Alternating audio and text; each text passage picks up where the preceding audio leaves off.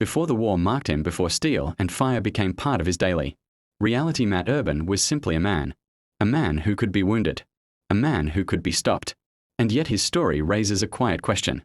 What happens when someone refuses to stay down? What happens when survival begins to feel improbable even to those trying to stop him? In the summer of 1944, in the fields and hedgerows of Normandy, German soldiers began sharing an unusual account. They believed they had already taken him out of the fight, but he kept returning. They gave him a name: Der Geist, the ghost. Before the invasion of France, before the skies filled with aircraft and their countryside echoed with artillery life for many, Americans followed a steady rhythm. Towns moved at a familiar pace. Work-family routine, these were the constants. War for most still felt distant. Matt Urban grew up in that world. Born in 1919, he belonged to a generation shaped by the memory of one global conflict, yet hopeful it might not be repeated. There was nothing in his early life to suggest he would become a figure of battlefield legend. He was at first what many young men became in those years: a soldier in training, disciplined, prepared, and part of something much larger than himself. But war has a way of redefining people. When the United States entered the Second World War, the sense of distance vanished almost overnight. The conflict was no longer far away. It demanded participation, commitment, and sacrifice. For soldiers like Urban, the journey to Europe was more than a deployment. It marked a shift in identity. The Atlantic crossing carried men from ordinary lives into an uncertain and dangerous future. Civilian routines gave way to military structure. Individual concerns became part of a collective mission. And with that shift came a constant awareness of risk. By the time American forces moved into Normandy after D-Day, there was no sense of arrival, only immediate pressure. The landscape itself posed a challenge. Thick hedgerows divided the countryside into tight, enclosed spaces, making movement difficult and visibility limited. Each advance required caution. Every position had to be earned. This was not a distant or abstract war. It unfolded at close range, often within sight of the enemy. It was in this environment that Urban began to stand out. His leadership was not defined by dramatic gestures or loud commands. It was steady, direct, and consistent. He led by example, moving with his men, sharing their risks and taking responsibility in moments that required quick decisions. He did not ask others to go where he would not go himself.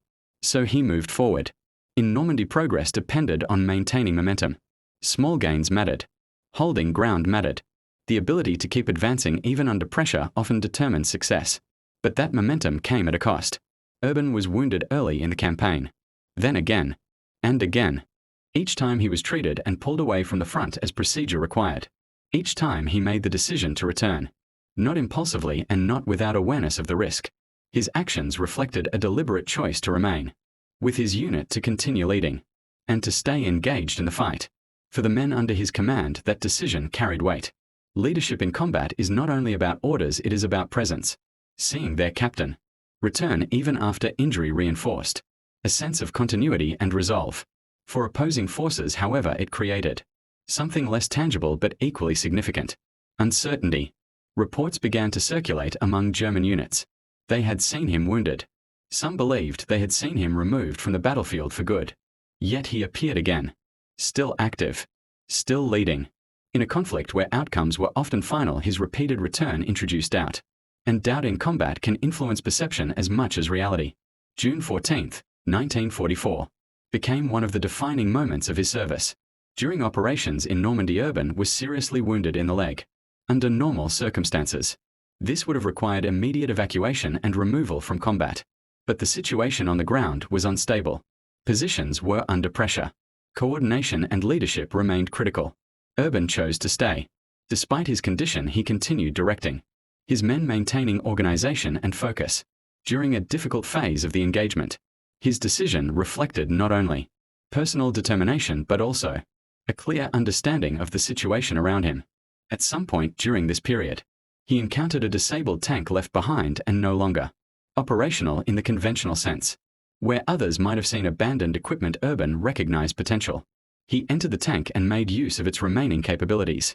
From that position, he engaged enemy machine gun nests that were hindering movement and placing his unit at risk. The action was controlled and purposeful. It was not about spectacle, but about solving an immediate tactical problem with the resources available. From the outside, it must have been difficult to fully understand what was happening. From the German perspective, it likely reinforced the stories already spreading among their ranks. The same officer they believed to be out of the fight had returned. Again, still active, still engaged, still present. Der Geist, the ghost. But reputations like this are not built on a single moment.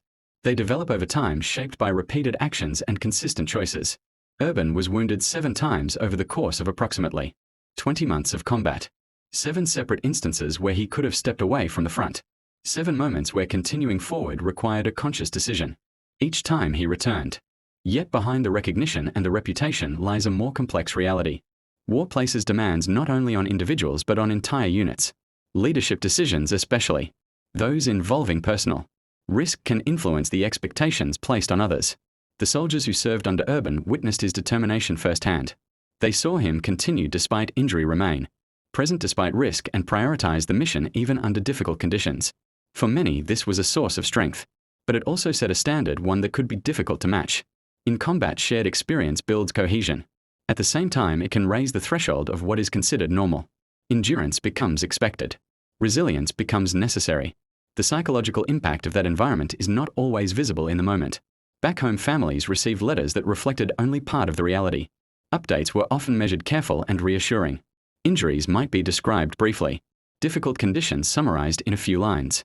The full experience of the front rarely made it onto the page. For those waiting, the hope remained simple that their loved ones would return. As Allied forces continued their advance through France and into occupied Europe, the broader shape of the war began to shift. Towns and cities were liberated, though often at significant cost. Infrastructure was damaged. Communities disrupted. The outcome of the conflict would eventually redefine political boundaries and global influence. Within that larger transformation, individuals like Urban became part of the historical record, not only for their actions but for what those actions represented. They reflected the role of individual leadership. Within a highly mechanized and large-scale conflict, they demonstrated how decisions made at the level of a single unit could influence immediate outcomes. At the same time, these stories prompted reflection. Observers, writers, and historians have often considered what such actions mean in a broader sense. Acts of persistence and determination can be understood as courage. They can also be viewed within the context of the demands placed on soldiers during wartime. Urban's story fits within that balance. It is not a story of invulnerability.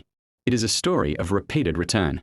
And that distinction matters, because no one earns a name like the Ghost in ordinary circumstances.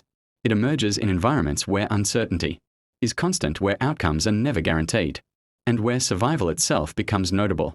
After the war, the world moved forward. Reconstruction began. Nations adjusted to new realities. Technology advanced and new challenges emerged in different forms. For those who had served, the transition was more personal. Urban lived until 1995, carrying with him the experiences of those years.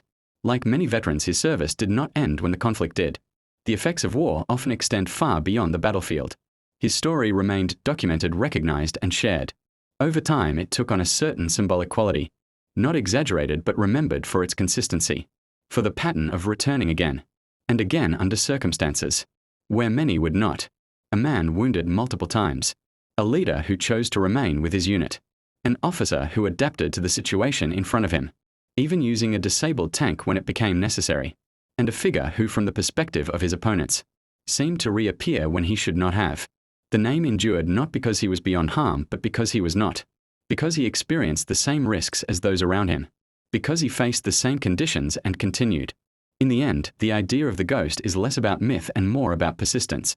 It reflects a narrow space between expectation and reality, the moment when someone continues forward despite clear reasons to stop. History offers many examples of this kind of determination. But in Normandy, in the confined fields and shifting lines of that campaign, one example stood out. A man who was expected to leave the fight and did not. A presence that remained when it might not have. And a story that continues to be told not as legend but as a record of what one individual chose to do under extraordinary circumstances.